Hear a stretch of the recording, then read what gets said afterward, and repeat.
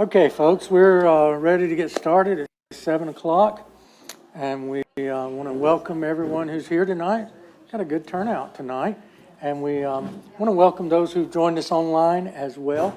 Hope that you'll get a blessing out of this, and want you to know that you're always welcome to join us in person as well. So, tonight, I want to remind you of a couple of things.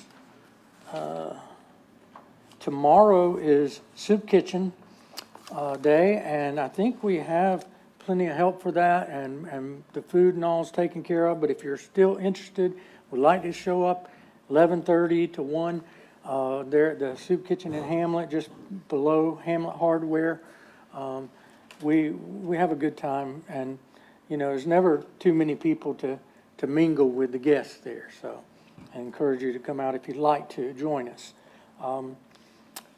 We always, every month, need volunteers for that. So if you're interested in maybe your Sunday school class or your mission group, taking that on for a month, it's the second Thursday of each month. So it's just one day a month. If you'd like to sign up for a month, let me know, and we'll let your class handle it. You can do something as elaborate as cooking soup, since it is a soup kitchen. This cooler, warmer weather, we've been trying to do things a little lighter, and so we've done some barbecue sandwiches. We've done hot dogs. Tomorrow we're doing subs, and we've done pizza. Yeah, we sure did. So we'll, as the weather cools off, we'll start doing more hearty meals as well. So hope you can join us in that ministry, because it is a blessing to be a part of. I want us to go to the Lord in prayer. We'll certainly, at the end of our service, address all of our prayer concerns. There should be prayer lists on each table. You can just pass those down and make sure everybody on your table has one, or your row of tables. Let's go to the Lord in prayer and ask His blessings on this time together. Father, we're thankful for another day of life, another opportunity to be in your house, to study your word, to be with your people. And Lord, we pray for those who couldn't be with us tonight. We ask you to be with them.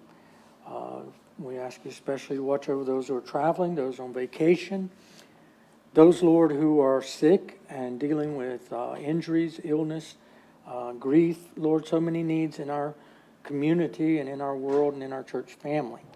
We just pray now that as we study together, that you would speak to us and help us, Lord, to grow in character, particularly in the area of generosity.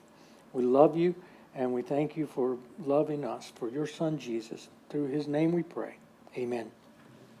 Okay, so we are going to talk about generosity tonight. There's no shortage of Bible passages to point us toward generosity, is there? Can you think of one in particular?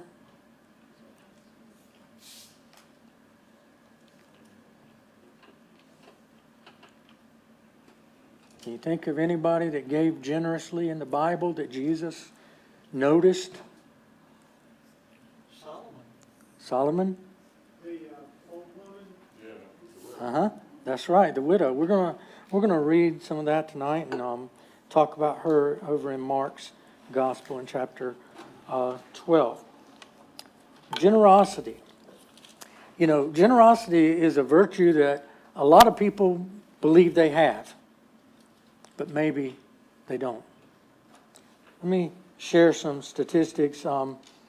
It's hard to get all those stats from less than 4 or 5 years ago, especially during COVID. Everything was skewed. But if we go back about 5 years, Americans gave almost $400 billion to charity. $400 billion. That's greater than the annual gross domestic product of 160 countries. It's a lot of money. A lot of money.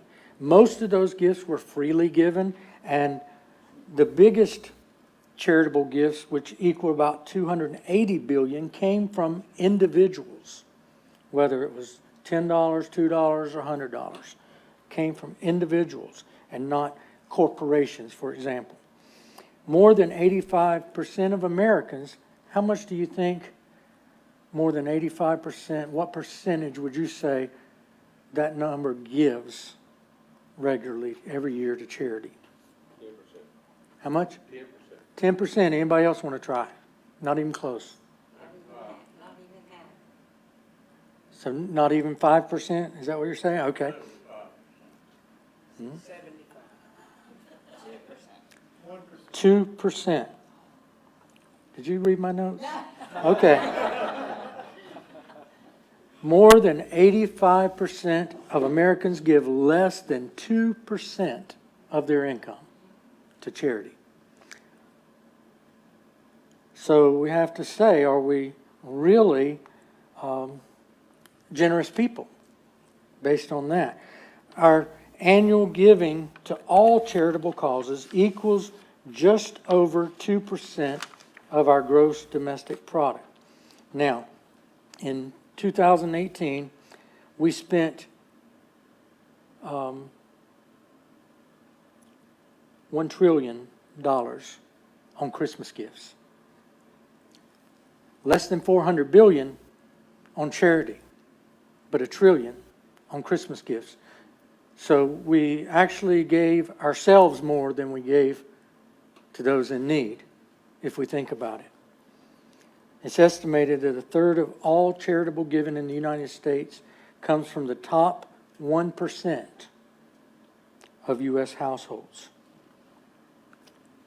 So as a group, the wealthiest Americans gave away less than half of 1% of their total wealth. These are staggering numbers and maybe hard for us to digest, really, when we hear these. There's an inverse law of prosperity here. It seems that, at least in America, the more wealthy we become, the less generous we become.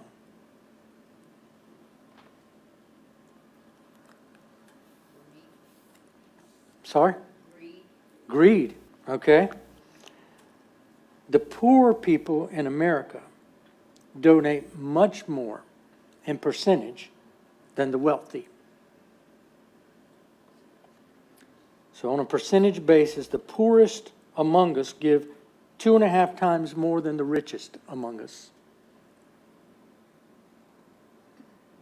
So lower income Americans, unlike middle class and wealthy givers, can't take advantage of tax deductions and things that corporations and wealthy contributors can take advantage of. So generosity, or maybe a lack of generosity, it's when we don't have a generous giving spirit, we're not only robbing other people of what they may need, but we're robbing ourselves of blessings that come from giving. Someone has created a word, affluenza. Affluenza. Affluenza is an extreme materialism and consumerism associated with pursuit of wealth and success, resulting in a life of chronic dissatisfaction, debt, overwork, stress, and impaired relationships. And generosity is the only cure for affluenza. Generosity is the only cure, the only remedy for selfishness and greed, materialism, hoarding, excessive spending. Imagine what would be accomplished in America and around the world if we were all just a little more generous. Just a little more. Christians in America give at 2.5% per capita.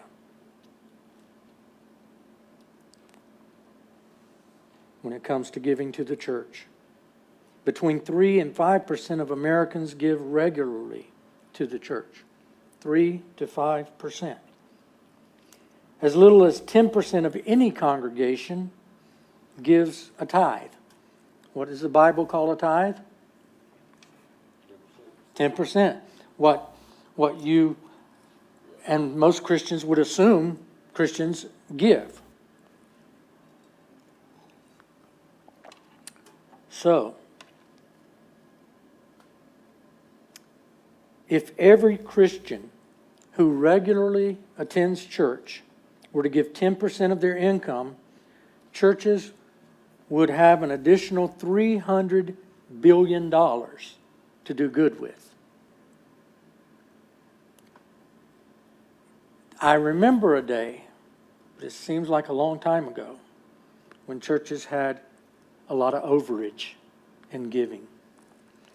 It's not that way anymore.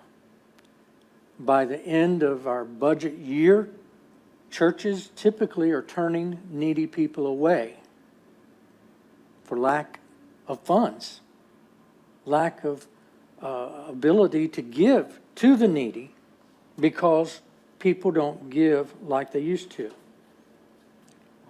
If we were, as regular church attendees, were to tithe, that extra $300 billion could do several things. $5 billion could relieve global hunger, starvation, and death from preventable disease in 5 years. $12 billion could eliminate illiteracy in 5 years. $15 billion could solve the world's water and sanitation issues, specifically at places in our world where 1 billion people live on less than $1 per day. $1 billion could fully fund all overseas mission work. And even after all of that, somewhere between $150 and $250 billion would be left over for additional ministry. That's staggering if you consider if all church attending Christians were to tithe, what we could do. But we need to recognize that generosity is not just about money. There's a lot more to generosity than money. So what does it mean to be generous? In the Roman world, generosity was considered to be something that was only reserved for the wealthy. The poor were not expected to give generously. The Latin word for generous refers to a person's birth or nobility. And so a person who was born rich was expected to be generous in their giving. It was used to describe a person's socioeconomic status. But it evolved over the years to mean someone who could leverage their wealth to help other people.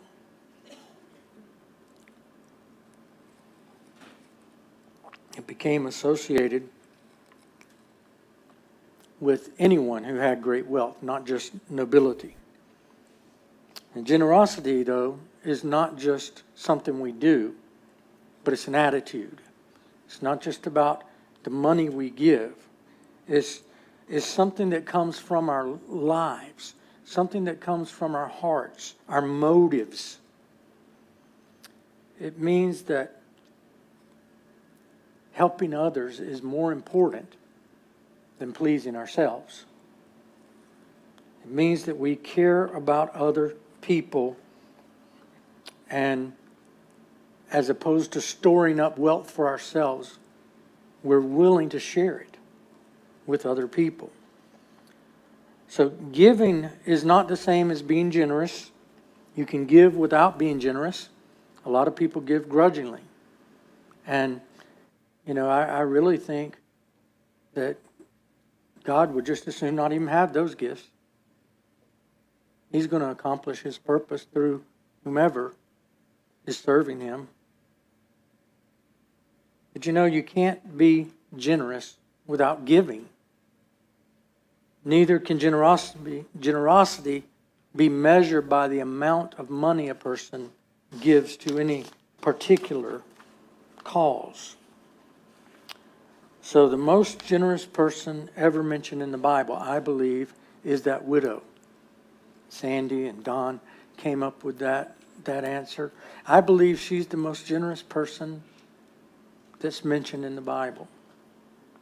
In Mark 12:41, Jesus sat down opposite the place where the offerings were put and watched the crowd putting their money into the temple treasury. Many rich people threw in large amounts. Now, this would have been a time in the service. There were multiple containers for offerings because there were different kinds of offerings in the temple that were taken up. And the people would come and of course the ones who gave the most, when they tossed their coins into those metal receptacles that were fluted like a trumpet, you know, they looked like a trumpet's, the horn end of a trumpet, and it would rattle around in there, and everybody would recognize that they were throwing a lot of money in there. And so, you know, when Jesus talked about in the Sermon on the Mount, don't announce your giving with trumpets, that's what he was talking about. He wasn't talking about a parade. He was talking about going by the trumpeted containers and throwing your money in there so everybody hears it. So that's what he was speaking against in Sermon on the Mount. They would go by and they would make a big deal out of their giving, those who had a lot. They would toss it in and make a lot of racket. Jesus, I believe, still watches the offering. I believe he still watches what we give. I believe he notices if we make a show out of our giving. And I believe that he notices when we give from our hearts, when we give with good motives, when we give, when what we have left is less than what we gave even sometimes. And that's what this woman in this story did. But, you know, in the story that Jesus tells, it wasn't just him who was watching the offering. Everybody else noticed it. And you know, some people are like that. When you go to church, they notice if you're not driving up in the best car, or if you're not wearing the best clothes, or if you're not giving of your best. You know, I never see that person put money in the offering plate. I like the way we started doing it at COVID, when we put the box out front and everybody who wants to give can do so as they're coming in or leaving. And you know, we don't have that time in the service when you know, we could be doing other worship, acts of worship. But don't ever forget that giving is also an act of worship. So whether you're putting it in a box out front, or whether it's something you do online, or you write a check or put cash in an offering plate or a basket or a pouch or whatever you give, ever how you give, it's an act of worship.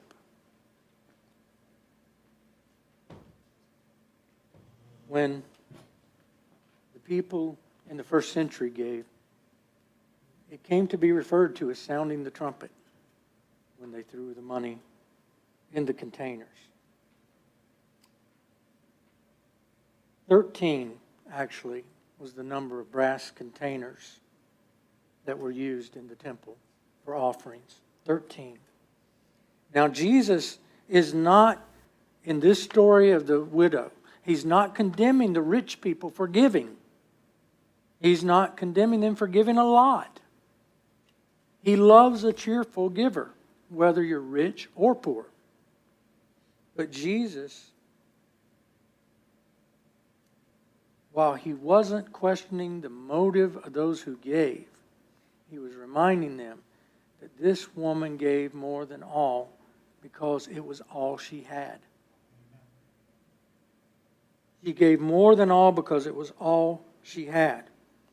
You know, some of the greatest charitable work being done in our world today is being done by rich people. And we have that, you know, we can't help but be thankful for that. The Lord anticipates our giving. He anticipates that we're going to give generously with a cheerful heart.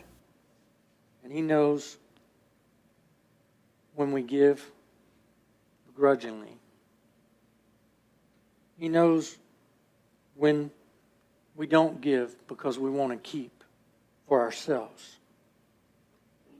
In verse 42, but a poor widow came and put in 2 very small copper coins, worth only a few cents. She was poor. She was not expected by the rich people to give anything. Generosity was reserved for the rich people. She was a widow. People would have known that she was a widow because she would have worn distinctive clothing that marked her as a widow. She was a woman, considered a second-class citizen with no real source of income. But Jesus watched so closely what this woman did that He noticed something no one else noticed. He saw her put in those 2 small copper coins, the 2 mites. Mites were the least valuable of all coins in that day. They were the smallest pieces of money in circulation in that day. They would not have made much noise had you tossed them into the trumpets.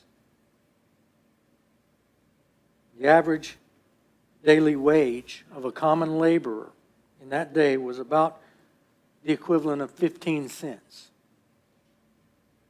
The 2 coins that she put in were the equivalent of less than 1/10 of 1 cent.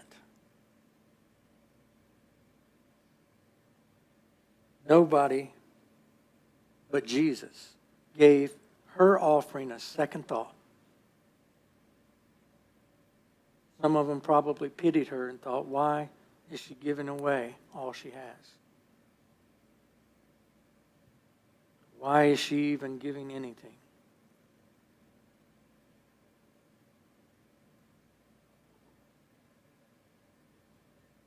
But Jesus was so impressed that He called His disciples over. He wanted to teach them a lesson. He wanted them to see what this woman had done. In verse 43, calling His disciples to Him, Jesus said, truly I tell you, this poor widow has put more into the treasury than all the others. So generosity is not always measured by what we give. There's a huge difference between giving the most and being the most generous giver. And this poor widow teaches us a lot. She teaches us that you don't have to be rich to be generous. She teaches us that you don't have to have a lot to give. And she teaches us that you don't have to have a lot to give a lot. Jesus looked at how much was left for her. That's why He says she gave the most. We look often at what is put in to an offering. You know, we run statistics. You know, churches publish statistics and say, we gave X amount of dollars last week. We gave X amount of dollars last month or last quarter. What if we said we kept X amount of dollars in our pockets, in our banks, last month, last week, last quarter? No matter how much we gave, we couldn't be as proud, could we?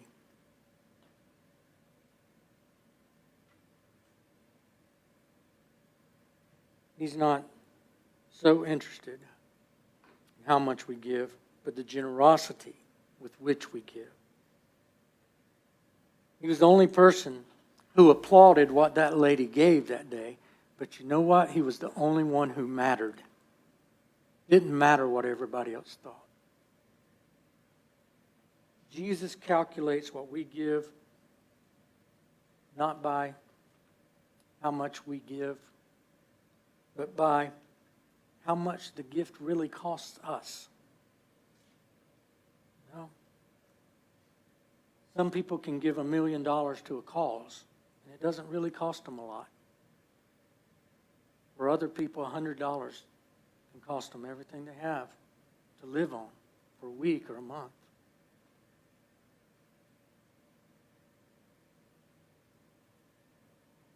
So Jesus sums up why he was so interested, enamored with this little lady who gave such a big gift.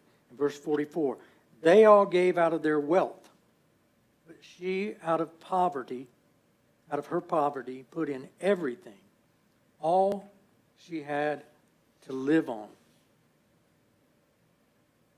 Jesus noticed her gift, and he notices our gifts. So, what it literally says, go back to the Greek, is that she gave all of her bios. And that bios is a word that from which we get the word biology. It means life. So Jesus is saying she gave her life, her everything, when she gave this seemingly tiny gift. She was giving her money, but more than that, she was giving herself to God. She was giving all she had, all she was. And the reason she could do that, the reason she could give all of her money to God, is because she had already given her life to Him. She was already trusting Him for her life, for her sustenance. It wasn't the amount she gave, it was the attitude with which she gave. That's what impressed Jesus. She was not going to get a tax deduction when she gave everything she had. She was saying some things to God. She was saying, God, I look to you to provide for my needs. I know you're going to take care of me. She was saying, God, I love you more than I love money. And she was saying, God, I live for you and you alone, not for accumulating wealth. And so, those of us who give, why do we give? Why do we give? You know, the IRS doesn't care why we give, do they? They're going to take what they can anyway. You're right. They just want our money. They're going to have a lot more help with that, it seems, from what we're reading in the news. Credit card companies, they don't care why we give. They just want our money. But God cares why we give. He cares about the motives in our hearts. Because He doesn't need our money. He wants our hearts. And so when we give from a loving, generous heart, we're saying to Him, God, I'm trusting you for my needs. I love you more than I love money. And I live for you and you alone. You're the most important thing to me. And you know what? You can lay your head down at night and rest in peace when you can say those things. But too many people toss and turn and worry and bring sickness upon themselves, trying to figure out how to get more money, how to get more stuff, how to keep more for self. And that's an interesting thing so many people ask. Well, if I'm to give a tithe, is that pre-tax or is that something that I do on my net income? And the answer is that's the wrong question. When we ask that, we're asking the wrong question. Everything we have belongs to Him. Everything we get belongs to Him. And when, I've never had anybody, very rare anyway, that anybody said, I wish I could give more to God. I'm trying to figure out a way I could give Him more. Usually when we ask questions, we're trying to figure out a way to give Him less. I think I've told you this story before. I had a man who came to me in great distress one time. He walked in and sat in my office. This was years ago in another city, another church. And he sat down and he was almost in tears. He said, I got a problem. I said, what in the world? He said, my financial guy, he says, I need to give away a lot more money than I'm giving away. He said, I'm not sure what to do with it. I said, brother, you came to the right place. You came to the right place. And before I knew it, he was building stuff and donating stuff. And, and the thing was, he learned how exciting it was to give. And he was doing it secretively. He didn't want anybody to know where that money was coming from. He was doing it, I think, for the right reasons. Now, he didn't start out like that, maybe, because the tax man was telling him he needed to do it. But once he got started, he got on a roll. And the Lord kept blessing him. We don't know this widow's name. We don't know where she came from. We don't know where she lived. We don't know how she died. But 2,000 years later, we're still talking about her. That's how important she was to Jesus. And that's how important her story is to Him. No, we're not going to be rewarded by God for how much money we made, how much we spent, or how much we saved. But we will be rewarded for how much we gave. We'll be rewarded for what we gave. More importantly, for the attitude, the motive with which we gave. That's what really matters. This woman never knew that Jesus was watching, that He was studying, that He knew what she was giving. Had she known, she would have probably been pretty embarrassed when she put in her 2 small coins. But the second she arrived in heaven, can you imagine Jesus saying, hey, I saw what you did. I saw what you did. Can you imagine the testimony as He introduced her to other people and said, here she is. This is the lady I've been telling you about. Can you imagine? We only have one life to live. We can live as generous people or greedy people. And the choice is ours to make. And, the thing is, the only person who matters in all of it is Jesus. He's the only one. And that's why I think He loves it when we give freely and anonymously. Generosity doesn't really come naturally to us as humans. Generosity is a discipline that has to be cultivated.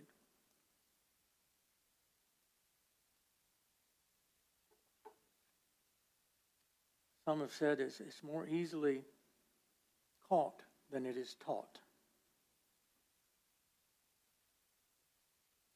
We can develop this discipline of generosity. So how do we do that? First of all, we need to look or consider how we look at money. Maybe even change how we look at money, how we consider wealth. Our first instinct is to spend money. I mean, if you've got a small child or have had a small child, a grandchild, you know that when they have $1 in their pocket, it burns a hole in their pocket, right? They want to spend it. And a lot of times we adults are like that too.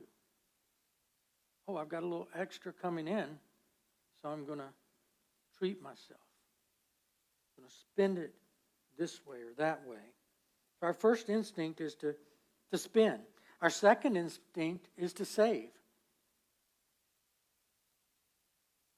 To put it away. And then if we have any left over, we're feeling good, feeling guilty even, we might give some away, share it with other people. If we're going to become a generous person, we need to flip that. We need to reverse the order. Sharing our money should be first, and then saving, and then spending. In other words, if we don't pay God off the top, we're giving him leftovers.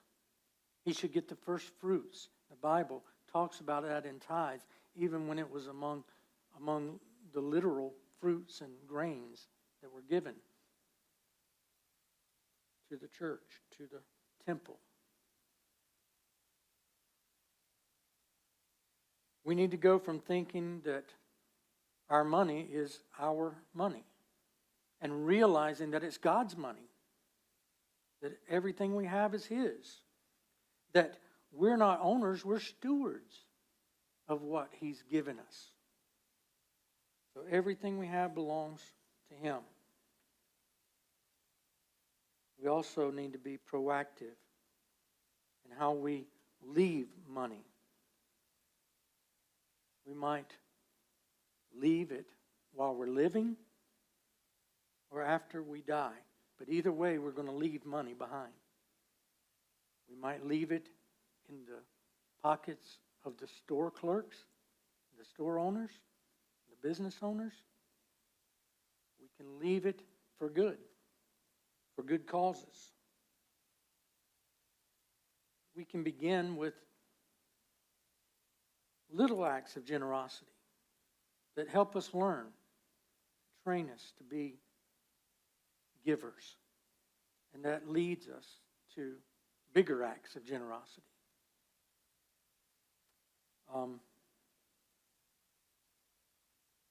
Jesus said, if you try to hold on to your life, you're going to lose it. If you give your life away, you'll find it. And I think a lot of that is intended for us to consider in the area of the things that we steward, that we are stewards of. Our lives, our money. If we recognize that every penny we hold on to is going to vanish from us when we die, we'll have a better attitude, I think, about it. How can I be obedient to God now? How can I become a generous person now? What we give for God's work to feed the poor, to feed the hungry, to clothe those in need, to educate those who are struggling, to provide fresh water. If we do that, it'll benefit people long after we're gone, for generations to come. We have to be careful not to fall in love with money. It's easy to do. Generosity is not what we have in our hands. It's what we have in our hearts. Not about the amount in our accounts. It's about the attitude in our hearts. Instead of spending our resources on things we don't need, maybe don't even really want, we stop and think about it. Why not give it to those who do need it? To support ministry that provides for those who need it. God didn't bless us so that we could build bigger barns, so to speak. We're reminded of another story in the Bible. He didn't bless us just so we can have more stuff. He blesses us not to raise our standard of living, but to raise our standard of giving. That's so important that we recognize in a world where fewer and fewer people are living for God, are serving God, that we need to do and give more, to be more generous. Giving is a way of taking the focus off of money and putting it back on God. Putting the focus on Him, on accomplishing ministry, on spreading the gospel. Helps us focus more on the lives we're leading, on our families that we're raising and teaching to be generous, and on the communities that nurture us, that we are trying to reach. Jesus said it's more blessed to give than to receive. It's more blessed to give than to receive. My prayer is that that becomes a reality for all of us, that we recognize the truth in that statement. That word blessed means happy. Jesus says you're going to be happier to give than you are when you get. And for people who have learned that, they'll tell you all the time that that is the greatest joy they have, is in giving and helping other people, not in what they get. What are your thoughts?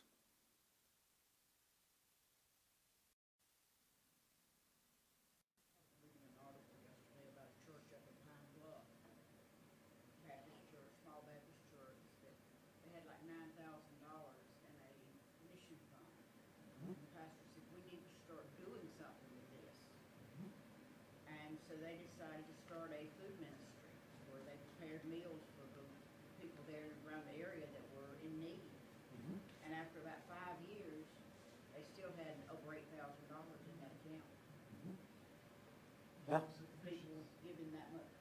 loaves and fishes. Yeah. A lot of times, though, as in the lady, we can't give, like we don't have the funds to give, but there's other ways. The gift of time, there's something you'll never get back. Right. So, there's other ways to make up for the difference, because that's what I think God is looking for the best way you can give to present your tithe or your attitude towards giving. Yeah, we need to consider that, giving is more than, it's more about much more than money. Our time, our talents, our treasures, to be a person who has been blessed with a gift to sing, play an instrument, and refuse to use that gift to glorify God through the church. I think that's we're just as guilty then as we are if we refuse to give a tithe to the offering. We're just as guilty of holding back on God.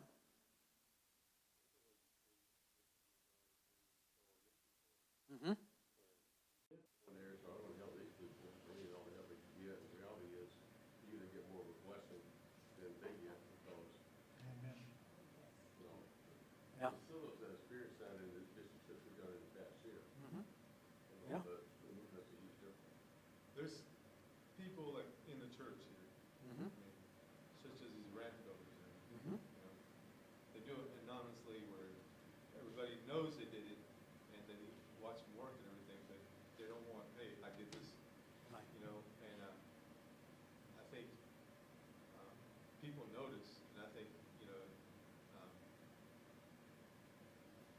you can do something in the background, and more people are going to notice that when you do it in open. You know, because people are going to look, people in the open is obvious. But when you do it in the background, you know, people like the beautification committee, you know, just moving the van, Yeah. you know, that was a big thing, but I mean, it didn't come on notice, but everybody sees it now, how, you know, how clean it looks back there and everything, and, you know, and then, you know, I don't have any kids that go to the kindergarten and stuff, but, you know, the parents notice, Right. you know, that's awesome, because they thank the church for it, but it's, you know, it's not really the church, it's the community in the church.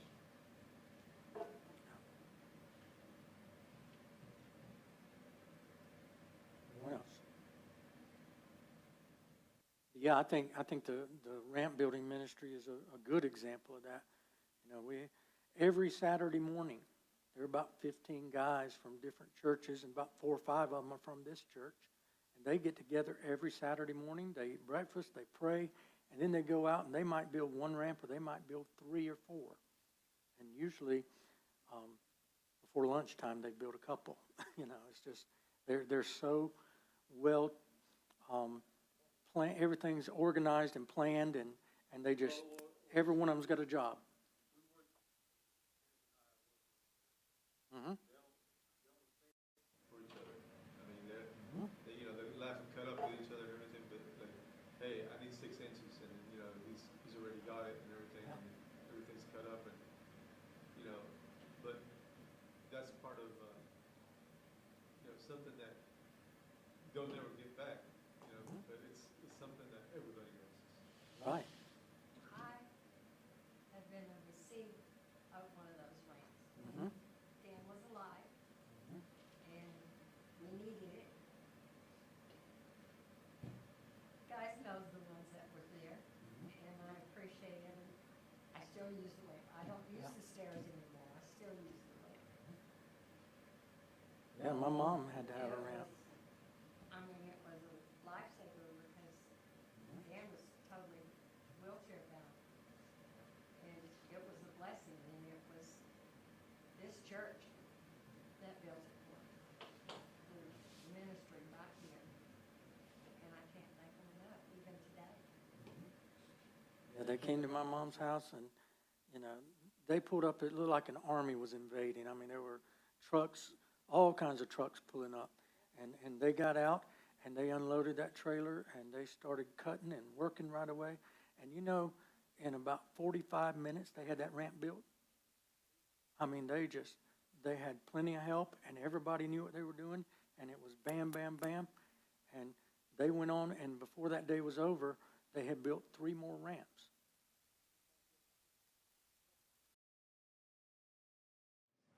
Each man signed the Bible. They presented it to my mom. Yeah, that meant the world to her. Yeah. It means the world. I'm sorry, Nancy.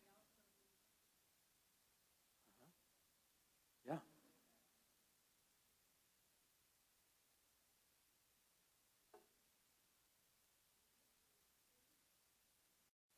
And we didn't even, I don't even think we really asked, but of course, everybody knew that Shakedown was happening.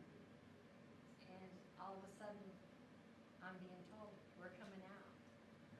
And we were at the doctor's, and when we got to the house, they were all there starting.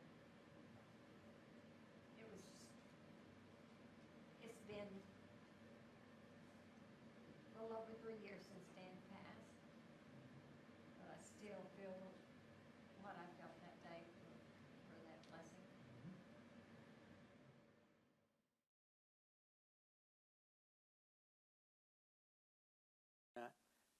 just think about those men that participated in that. They were each blessed by doing that. And that's, that's something you may never see or hear, but for them, that's why they keep doing it. That's why they show up every Saturday and do it. I'm sorry? That's why Joe does it, yeah. Yeah.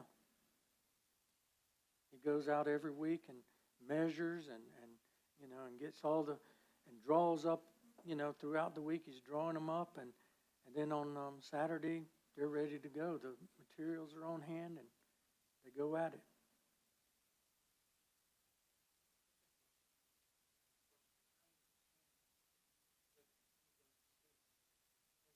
About it later in years, over the years of doing mission trips and stuff. Years later, you hear somebody say, I remember when you guys did this or you did that. Yeah. And then people got saved. Right. And it might have been 10 years later or something, but you hear of people getting saved and accepting the Lord. And just one person gets saved, it's worth it all. That's exactly right. My daughter, they built a ramp for her. And the testimony of them men there, no cussing, no swearing. Right. It affects people more than we think it does. Sure. Yeah. Anyone else? Let's wrap up our online portion. We'll go into our time of prayer after we say goodbye to those who've joined us. Thank you for joining us online, and we'll be back here next Wednesday night. You can come and be here with us in person. Guarantee you'll get a blessing. But if you can't be here in person, please join us right here online once again. Sunday morning, Sunday school starts at 10 and worship at 11. I hope you can join us in person. Once again, if you can't, you can tune in and join us remotely. Thank you. Good night.